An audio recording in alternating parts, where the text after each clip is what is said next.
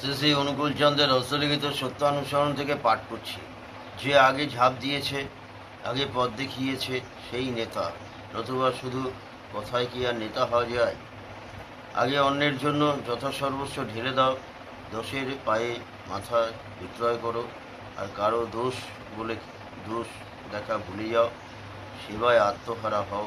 তবেই নেতা, তবেই দেশের হৃদয়, তবে দেশের রাজা। নতুবা ওসব কেবল মুখে মুখে হয় না।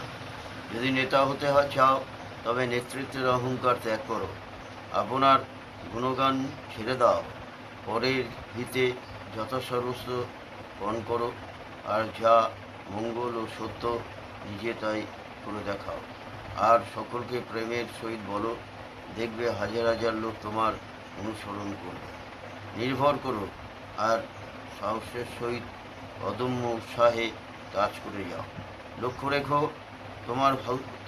হতে তোমার নিজের এবং অন্যের কোনোরূপ অমঙ্গল না আসে। দেখাও, দেখবে সৌভাগ্যলক্ষ্মী তোমার ঘরে বাধা থাকবে।